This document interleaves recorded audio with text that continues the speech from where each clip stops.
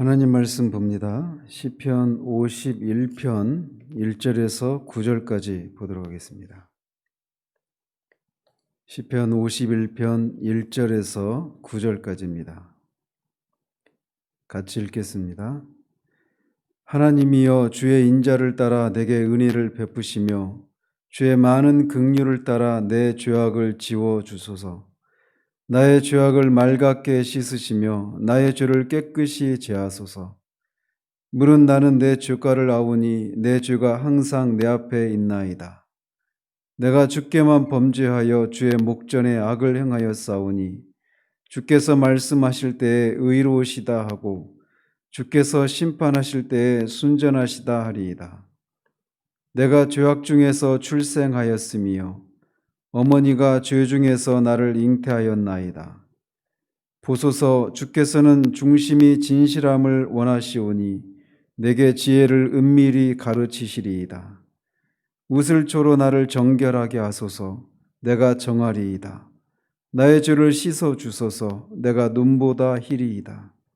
내게 즐겁고 기쁜 소리를 들려주시사 주께서 꺾으신 뼈들도 즐거워하게 하소서. 주의 얼굴을 내 죄에서 돌이키시고 내 모든 죄악을 지워 주소서. 아멘.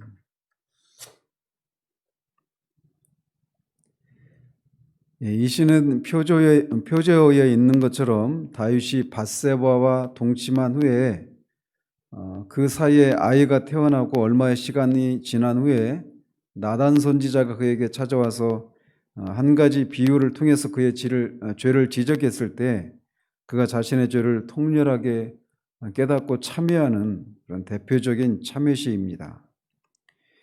이미 우리는 앞에서 6편과 32편이 이 동일한 사건을 배경으로 하고 있는 시편이라고 하는 것을 살폈습니다. 그런데 그때도 말씀드렸지만 이 시편이 동일한 사건을 배경으로 하고 있는 시편임에도 불구하고 각각의 특색이 있습니다. 이를테면 6편은 밧세바 사건으로 인한 하나님의 책망과 징계의 중함에 대해서 호소하고 사죄의 은총을 간구하는 것이 주조를 이루고 있습니다. 이에 비해서 32편은 범죄 자체에 대한 고백이나 사죄의 요청이 아니라 회개하고 사죄의 은총을 얻은 자의 기쁨을 찬양하고 있고 사죄의 과정을 간증하는 내용이 주를 이루고 있습니다. 이에 비해서 오늘 살펴보게 될 51편은 보다 근본적인 차원을 다루고 있습니다. 즉 자신이 범죄하게 된 게 궁극적으로는 인간의 부패한 죄악된 본성에 대한 본성 때문이다라고 하는 것을 깨닫고 그 죄로 인해서 필연적으로 야기하게 되는 하나님과의 관계의 단절을 인해서 겪는 시인의 영혼의 고통을 호소하고 그 교제의 회복을 간구하는 그런 내용이 주를 이루고 있습니다. 그래서 이 51편은 네 부분으로 나눌 수 있는데 먼저는 1절에서 4절까지가 첫 번째 부분입니다. 그래서 거기에서 그는 그 어느 누구에게보다도 하나님께 대해 범죄했음을 고백하고 하나님께 사죄의 은총을 간구하고 있습니다. 그리고 5절에서 12절까지에서는 자신이 무태에서부터 죄악된 본성을 타고난 전적으로 부패한 자임을 고백하면서 성령으로 심령을 근본적으로 변화시키고 정직하고 진실하게 해달라는 요청과 함께 구원의 기쁨을 회복시켜달라고 간구하고 있는 내용들이 있습니다. 그리고 13절에서 17절까지가 세 번째 부분인데 사죄에 대한 확신과 함께 의로운 삶을 살겠다라고 다짐하면서 주의 그 공의로운 의를 널리 전파할 것을 하나님 앞에 서원한 내용입니다. 그리고 마지막 2절에서는 이스라엘의 왕이기 때문에 이 이스라엘의 왕인 다윗이 개인적인 범죄를 지은 것인데 그것 때문에 백성들에게 해가 가지 않도록 비는 마음에서 하나님께 이스라엘을 위해서 간구하는 그런 내용으로 시를 마치고 있습니다. 한번 다윗이 처하고 있는 그 상황을 한번 상상을 해 보십시오. 다윗은 이스라엘의 왕이었습니다. 이스라엘에서 다윗을 모르는 사람은 단 한 사람도 없습니다. 뿐만 아니라 이스라엘에서만 모든 사람들이 알만한 그런 유명 인사였을 뿐만 아니라 주변 나라들도 다윗을 모르는 사람이 아무도 없습니다. 그래서 오늘날의 용어로 말씀을 드리자면 다윗은 정말 국제적인 그런 인사였습니다. 그리고 수많은 시편을 통해서 하나님을 찬양하고 수많은 그런 하나님의 도우심을 경험했던, 그래서 다윗이 이스라엘의 왕이 되고 그 지위에 오르기까지 그가 어떤 과정을 통해 그 지위에 오르게 되었는지 다윗에 대한 그런 정말 많은 그런 스토리들이 이스라엘 사람들뿐만 아니라 주변의 이 나라들, 그 주변 나라 사람들도 그 내용을 잘 알고 있는 그런 유명 인사였습니다. 그런 다윗이 죄를 저지른 겁니다. 한번 생각해 보십시오. 그렇게 유명한 그런 인사가, 그리고 모든 사람들로부터 칭송을 받는 그런 다윗이 모든 사람에게 알려진 그런 죄를 지었다고 생각해 보십시오.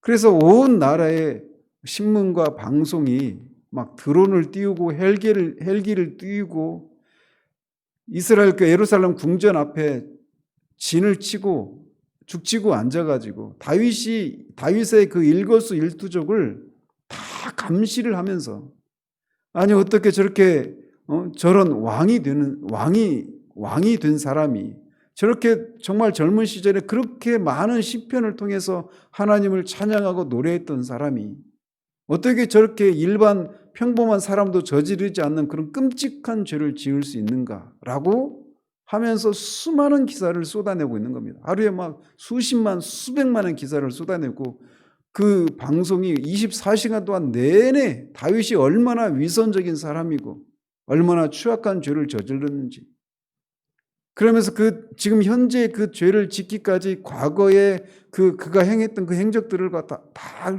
뒤틀린 방식으로 엮어내면서 그가 쏟아냈던 그 수많은 그런 간증거리들이 다 가짜였고, 그가 그런 전쟁에서 승리를 했던 것은 그가 하나님을 의지해서 그런 것이 아니라 그 밑에 있는 요압이나 그런 많은 뛰어난 장수들의 전술과 전략 때문에 승리를 한 것이다라고 하면서 그의 모든 성과를 다 깎아내고 있는 겁니다.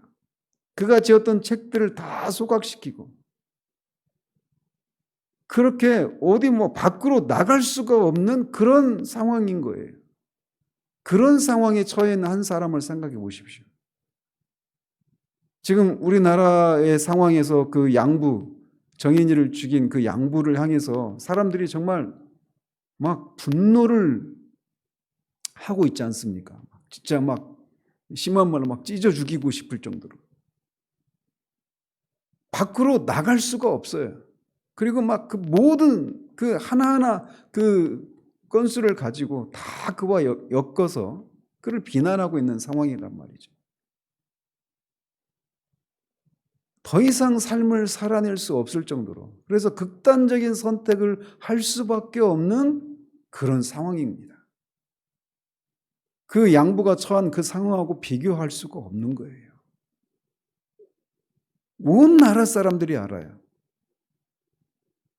그리고 주변 나라의 그 사람들도 다윗이 어떤 사람인가를 속속들이 알고 있는데 그게 다 위선적인 것이었고 다 뻥이었고 과장한 것이었구나 라고 비아냥대고 있는 그런 상황입니다. 그런 밖으로 한 걸음도 나갈 수가 없는 그런 상황에 처해 있어요. 그럴 때 사람들이 취하는 게 극단적인 선택을 하는 그것밖에 무슨 선택을 할 수 있겠습니까? 그 부끄러움과 수치를 어떻게 감당할 수 있겠습니까? 그런데 다윗이 그 상황에서 하나님께 사죄의 은총을 구하고 있는 겁니다. 하나님이여 주의 인자를 따라 내게 은혜를 베푸시며 주의 많은 긍휼을 따라 내 죄악을 지워 주소서. 다윗은 이렇게 자신의 죄를 자각하게 되었을 때 하나님의 언약적인 사랑인 인자하심과 긍휼에 호소하면서 자신에게 사죄를 베푸시기를 간구하고 있습니다. 하나님께서 자신의 죄를 용서해 주시는 것은 자신이 전에 하나님 앞에서 행했던 어떤 선행이 아니라 전적으로 하나님의 은혜로만 가능함을 바르게 인식하고 하나님의 긍휼과 자비하심에 하나님의 은혜에만 전적으로 호소하고 있는 겁니다. 우리가 그렇게 어디에도 피할 데 없는 그 궁지에 몰렸을 때 유일한 피난처는 하나님밖에 없습니다. 나의 죄악을 맑게 씻으시며 나의 죄를 깨끗이 제하소서. 우리가 죄를 저질렀다라고 하는 것을 하나님 앞에서 성령께서 깨닫게 하실 때 곧장 드는 생각이 무엇이냐면 내가 더러워졌다라고 하는 생각입니다. 마치 순결을 잃어버린 것처럼 영적인 순결을 잃어버린 우리 영혼이 더럽혀져서 더 이상 하나님 앞에 설 수 없게 되었다라고 하는 그 불결함을 느끼게 됩니다. 그래서 그는 단지 죄를 용서해 주시기만을 구하지 않고 자신의 더러워진 영혼을 깨끗하게 해 주시기를 구하고 있는 겁니다. 물은 나는 내 죄가를 아오니 내 죄가 항상 내 앞에 있나이다. 우리말 성경은 3절을 애매하게 번역을 했는데 원어에는 왜냐하면 나는 내 죄가를 아오니 이렇게 시작이 됩니다. 즉 3절에서 시인은 방금 앞에서 1절과 2절에서 하나님께 자신의 영혼을 깨끗하게 하시고 사죄의 은총을 호소하고 있는 이유를 밝히고 있는 거예요. 그것은 그가 자신의 죄가를 분명하게 인식하고 있고 그의 죄가 항상 자신 앞에 있어서 자신이 죄인이라는 사실을 뼈저리게 인식하고 있기 때문에 사죄의 은총을 구하고 있는 겁니다. 구하고 있다고 고백하고 있는 겁니다.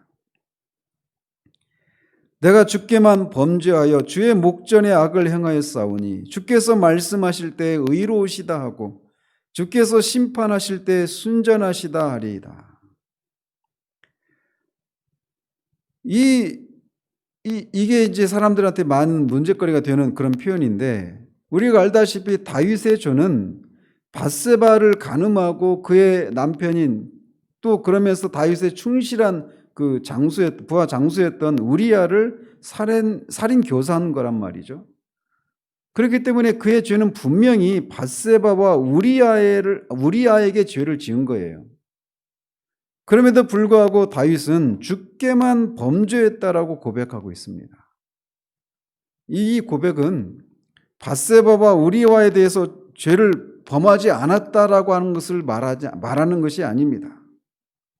다윗이 말하고 있는 것은 그들에 대해서 그가 저지른 죄는 궁극적으로는 하나님께 대한 범죄에서 기인한 것이라고 하는 것을 고백하고 있는 겁니다. 이것은 마치 창세기 39장에서 요셉이 보디발의 아내가 계속 그를 유혹하면서 같이 동침하자고 했을 때 그가 죄를 저지르며 분명히 보디발에게 그의 상전인 보디발에게 죄를 짓는 것임에도 불구하고 이 보디발의 아내의 그 유혹을 물리치면서 내가 어떻게 하나님께 이 큰 죄를 지을 수 있겠느냐라고 그렇게 말하는 것처럼 사람을 향해서 짓는 죄지만 1차적으로는 근본적으로 따져 들어가면 결국은 하나님께 죄를 짓는 것이기 때문에 다윗이 이렇게 고백을 하고 있는 겁니다. 따라서 다윗이 이렇게 고백하고 있는 것은 결국은 다윗이 자신의 죄 문제를 해결해 줄 수 있는 분은 하나님 한 분밖에 없다라고 하는 사실을 깨닫고 있다라고 하는 것도 시사해 주고 있는 겁니다. 하나님께 죄를 지었기 때문에 하나님만이 해결해 줄 수 있는 것이죠. 주께서 말씀하실 때 의로우시다 하고 주께서 심판하실 때 순전하시다 하리다 라고 말을 하는데 이것은 곧 하나님께 죄를 회개하고 용서를 비는 다윗이 그 다윗에게 하나님께서 어떤 심판에 대해서 어떤 결정을 내리시더라도 불평하지 않고 그 결정이 의로운 결정이라고 받아들일 자세가 되어 있다라고 하는 것을 말해주고 있는 겁니다.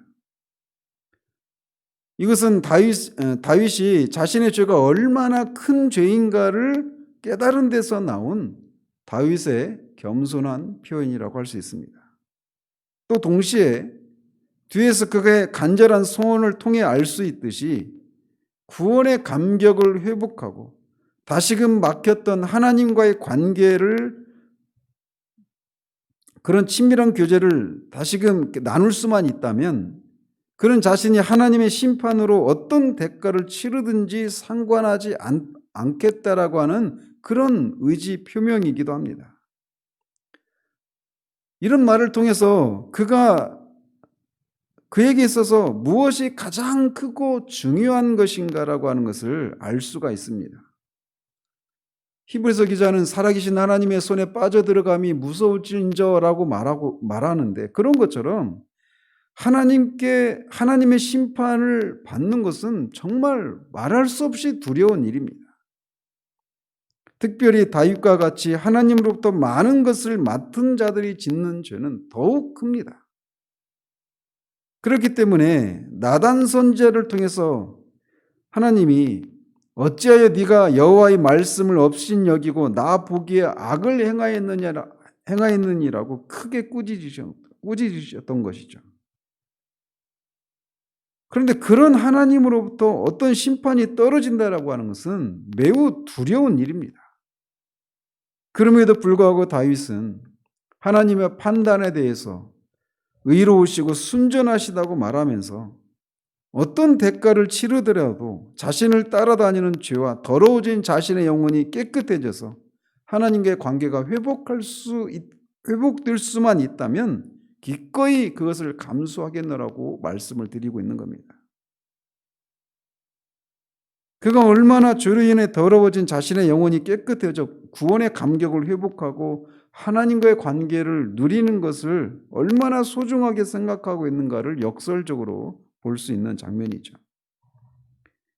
내가 죄악 중에서 출생하였으며 어머니가 죄 중에서 나를 잉태하였나이다. 다윗은 자신이 저지른 죄가 인간의 전적인 부패 때문이라고 하는 것을 통렬히 자각하고 이렇게 고백을 하고 있는 겁니다. 그는 자신의 범죄가 근원적으로 인간의 부패한 본성의 원인이 있었다라고 하는 것을 통찰하게 되었던 것입니다.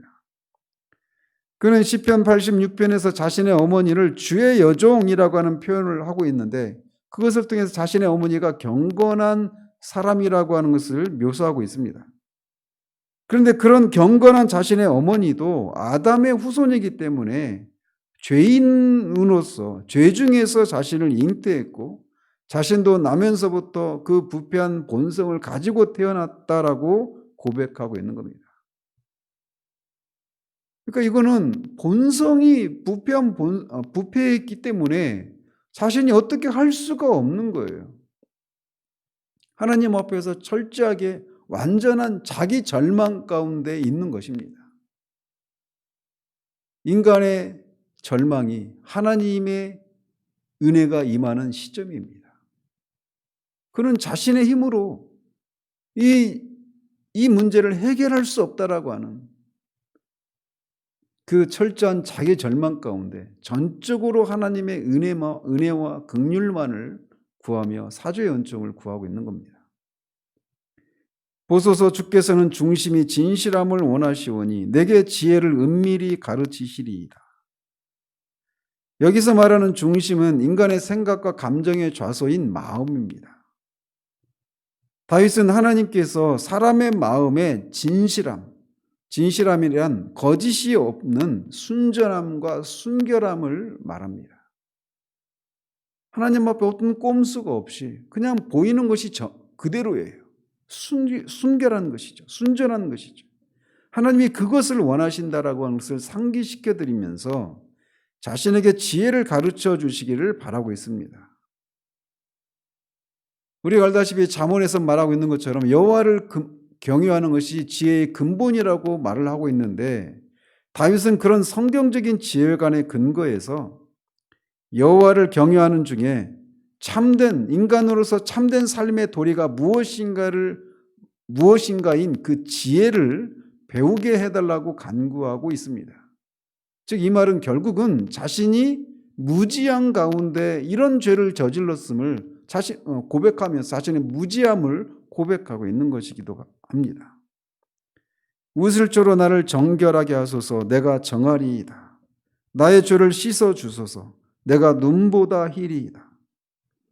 우슬초는 박학과의 식물로서 이 구약의 이스라엘 백성들이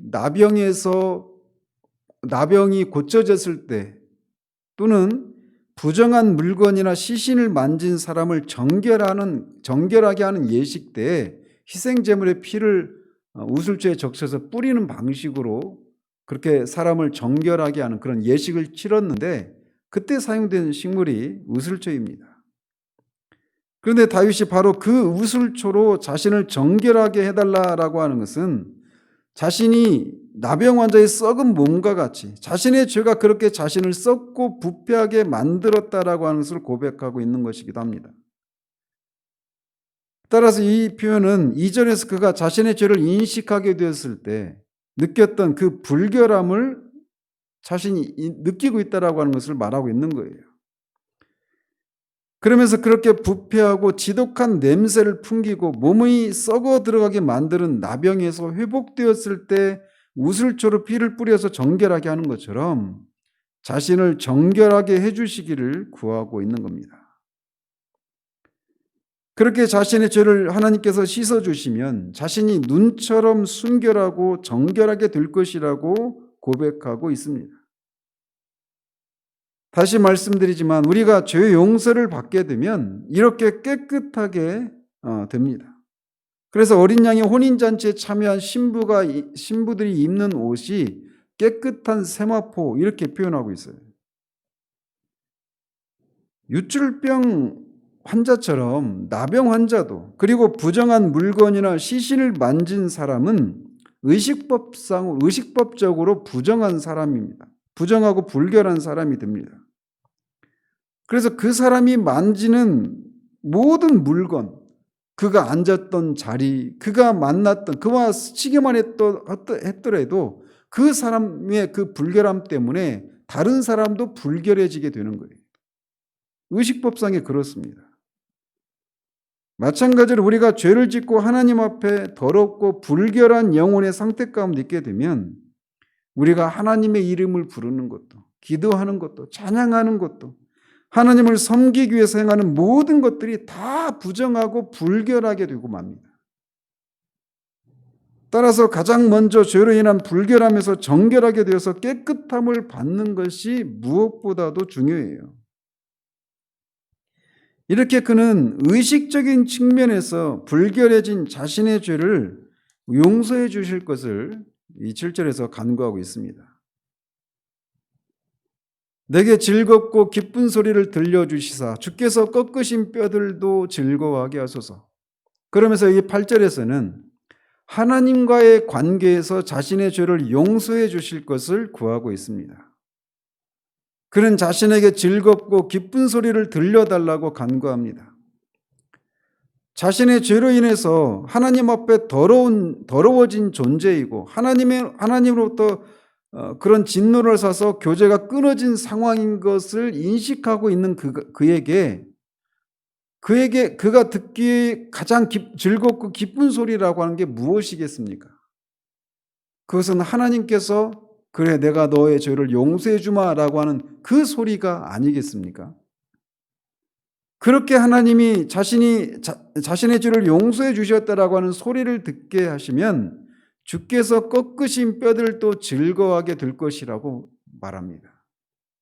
뼈라고 하는 것은 인간의 몸을 지탱해 주는 것이에요. 근데 그것이 하나님의 징계로 인해서 뼈가 꺾어졌다라고 하는 것은 뼈가 꺾어진 그 몸을 생각해 보십시오. 서 있지도 못하고 눕지도 못하고 그냥 흐물흐물한 그런 상태가 되는 거죠.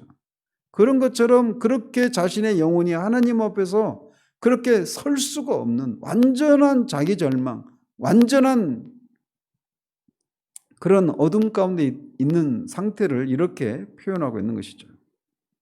그런데 그런 사람도 다시금 하나님을 즐거워하고 회복될 수 있다라고 고백을 하면서 하나님과의 관계의 측면에서 자신의 죄를 용서해 주시고 다시금 하나님과의 관계를 누릴 수 있도록 해달라고 간구하고 있는 겁니다. 주의 얼굴을 내 죄에서 돌이키시고 내 모든 죄악을 지워주소서. 이렇게 7절에서는 의식적인 측면에서, 8절은 하나님과의 관계 측면에서 사죄를 간구하고 있다라면 9절은 법적인 측면에서 사죄를 구하고 있는 겁니다. 주의 얼굴을 내 죄에서 돌이키시고 라고 하는 것은 그냥 죄가 없는 것처럼 그냥 하나님이 죄를 외면해 달라고 하는 것이 아닙니다. 오히려 자신의 죄의 중함을 생각할 때 멸망받을 수밖에 없으니 자신을 긍휼히 여기시고 죄값대로 자신이 저지른 그 죄값대로 자신을 처벌해 주시지 말라고 간구하고 있는 겁니다. 그렇게 하셔서 자신의 모든 죄악을 지워달라고 간구하고 있는 거예요. 이렇게 다윗은 의식법적으로 또 하나님과의 관계 측면에서 그리고 법적으로 공의로운 방식으로 자신의 죄를 하나님이 용서해 주시고 하나님과의 관계를 회복시켜 주시고 그리고 그 결과 자신의 그 불결해진 영혼을 더러워진 영혼을 깨끗하게 해달라고 호소하고 있어요.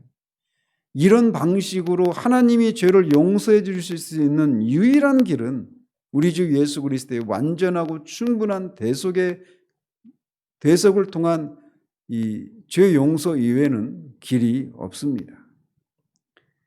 공의로우신 하나님은 죄인의 죄를 용서하시되 다만 그분의 긍휼과 자비함 때문에 용서하시는 것이 아니라 죄에 대해서 정당한 공의로운 대가를 치르게 하시는 방식으로만 용서해 주실 수 있습니다. 죄에 대한 대가가 사망인 것을 감안할 때 사람이 죄값을 치르기 위해서는 반드시 죽어야만 합니다. 그래서 죽음으로 죄값을 치를 수는 있지만 그것은 용서가 아니라 공의로운 형의 집행이 되고 맙니다. 그렇다면 공의로운 형을 집행하면서 동시에 죄인이 죽지 않고 살아나 용서를 받을 수 있는 방법이 무엇이 있을까요? 그것은 죄인이 치러야 할 죄값을 다른 사람이 대신 치르고 죽는 겁니다. 그러나 대신 죄를 치르는 사람이 죄값을 치르기 위해서는 그 자신도 죄가 없는 사람이어야 하고 뿐만 아니라 하나님의 영원한 진노를 받을 수 있는 그런 존재여야만 합니다. 바로 그분이 사람으로 오신 하나님, 우리 주 예수 그리스도이십니다. 그분 안에서 우리의 모든 불결하고 더러운 죄는 깨끗이 사함을 받고 우리의 죄가 적혀있는 장부책에는 우리의 죄 위에 우리가 저지른 죄 위에 그분의 사죄함으로 인해서 빨간색으로 두 줄이 딱 그어져 있는 것이 아니라 아예 우리가 죄를 짓지 않은 사람처럼 그렇게 깨끗하게 도말하시는 방식으로 완전하게 우리의 죄를 사해 주십니다. 그리스도의 대속의 공로만이 그렇게 의식법적으로 또 하나님과의 관계의 측면에서 또 법적으로 완전하고 충분한 죄를 사해 주실 수 있는 유일한 길입니다. 다윗의 이 기도가 하나님께 응답이 되었던 것처럼 우리 역시 그리스도 안에 있는 우리가 그런 용서를 받을 수 있는 것이죠. 그런 은혜를 허락하신 하나님을 찬양을 드립니다. 기도하겠습니다. 하나님 아버지, 다윗이 그 유명한 다윗이 사람들에게 알려진 그 끔찍한 죄를 지었을 때 하루도 그 사실을 떠날 수 없는 그런 상황 가운데 그가 극단적인 선택을 하는 것이 아니라 하나님의 긍휼과 자비하심을 기억하고 거기에 호소하며 자신의 죄를 회개하고 용서를 구하고 있는 이 대표적인 참회시를 우리가 살펴보았습니다. 이것을 통해 결국 우리 주 예수 그리스도의 그 대속의 그 공로가 얼마나 완전한 죄 용서를 위한 하나님이 마련하신 구원의 길인지를 다시금 생각하게 됩니다. 다윗이 그 죄로 인해서 인간의 그 부패한 본성의 그 뿌리를 알고 그 앞에 절망하며, 그래서 하나님만이 자신의 죄를 용서해 줄 수 있는 것을 알고 하나님께 나아가 호소하고 있는 것처럼, 우리도 우리가 저지른 그 죄를 해결할 수 있는 유일한 길이 오직 예수 그리스도의 보혈의 공로를 통해 하나님이 긍휼을 베풀어 주시는 것 이외에는 없음을 알고 하나님 앞에 그렇게 나아가 죄 용서를 구하는 우리들 되게 하시고, 그런 은혜를 받은 우리가 얼마나 큰 복을 누리고 있는 사람들인가를 알고, 또 동시에 죄를 미워하는 데까지 나간 우리들 될 수 있도록 도와주시기를 원합니다. 예수 그리스도 이름으로 기도합니다. 아멘.